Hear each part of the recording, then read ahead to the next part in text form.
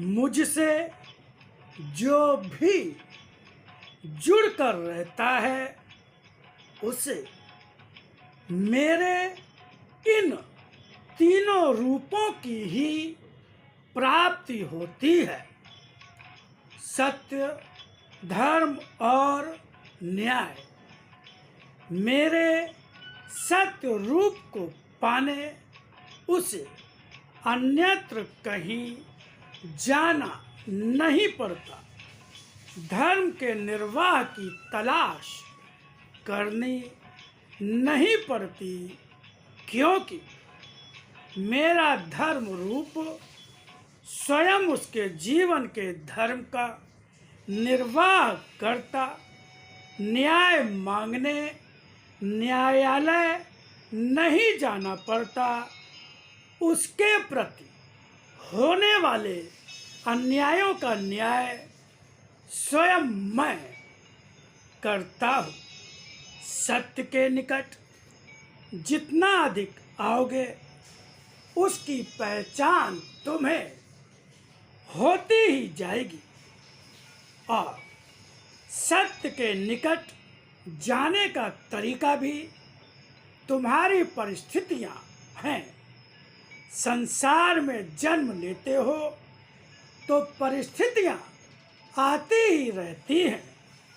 चाहे मुझे पहचानने वाला भक्त हो या आडंबर पूर्ण छल छद्म भरे रूप से मेरी पूजा करने वाला हो, या फिर बिल्कुल ही नास्तिक व्यक्ति हो, मेरी पहचान इस जीवन में ही हो जाती है।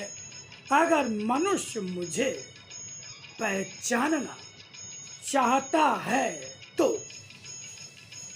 मैं भी धरती पर आता हूँ तो मेरे उस शरीर के साथ भी उसी प्रकार की अनेकों परिस्थितियाँ आती हैं, किंतु फिर भी मुझे जानने वाला व्यक्ति वह तुम्हारी दृष्टि में भक्त ना भी हो, तब भी मुझे जानने के कारण हर आने वाली परिस्थितियों के बीच मेरा दर्शन करता है। साधारण मनुष्य जो तुम्हारी दृष्टि में भक्ति करता हो, मगर जो मेरे अनुसार मुझे भक्त के रूप में स्वीकार नहीं होता, साधारण सी परिस्थितियों में भी मुझे दोष देने लगता है, और इसीलिए परिस्थितियां उसके जीवन का लाभ नहीं बनती। यहाँ लाभ की बात मैं अपने दर्शन के स्तर पर कह रहा हूँ, क्योंकि तुम लाभ सांसारिक उपलब्धियों को मानते हो, मैं उसे हानि और अपने दर्शन में लाभ की बात कहता हूँ। इसलिए विश्वास रखो, अगर तुम भक्त हो मेरे, तो परिस्थितियाँ कितनी भी विकट क्यों न दिखें, वे तुम्हारे लिए जीवन का सर्वोत्तम लाभ लेकर ही आएंगी। हर आने वाली परिस्थिति तुम्हें जीवन में आगे बढ़ने का रास्ता, मेरा साथ और मेरे आशीर्वाद की उपलब्धि देगी। परिस्थितियों के बीच की हुई साधना संसार में जीने का बल बन जाती है, क्योंकि जब कोई भी परिस्थिति रोग की आती है तो तुम्हें रोग रोकता है। मेरे लिए कर्म करने से शरीर का कष्ट कहता है कि रोग के कष्ट के कारण कर्म करना बहुत कठिन होगा। मानसिक बल कम हो जाता है अगर तुम थक कर बैठ जाते हो।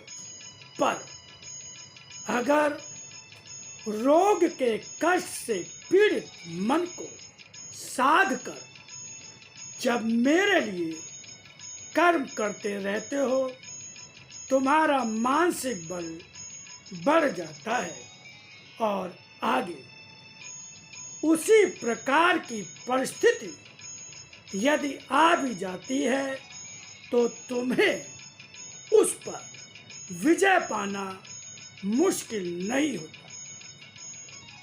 इसी तरह कभी कभी परिस्थितियां अपने संबंधों और संतान की आ जाती हैं जो जीवन का कष्ट बन जाते हैं, या परिस्थिति किसी समस्या या अभाव की आ जाती है जो मन को मेरे लिए कर्म करने में या मुझ पर विश्वास को ठहरने नहीं देती। उस समय भी मन चिंता भय मुक्त रहकर जब मुझ में लगा रहकर मेरे लिए कर्म करता रहता है तो मन की आस्था दृढ़ हो जाती है। जब भी जीवन में आती स्थिति प्रतिकूल लगे और तुम मेरे भक्त हो तो चिंता और भय न करना, क्योंकि कभी कभी जिस परिस्थिति को जैसा समझते हो वह वैसी होती ही नहीं और तुम्हारी बुद्धि और दृष्टि तुम्हें भयभीत कर देते हैं। तुम्हारी परिस्थिति जब भी जो भी होगी वह तुम्हारे जीवन की गति, मन का बल बढ़ाने वाली, आस्था को दृढ़ करने वाली और परिस्थितियों में ही मेरा दर्शन कराने वाली होगी।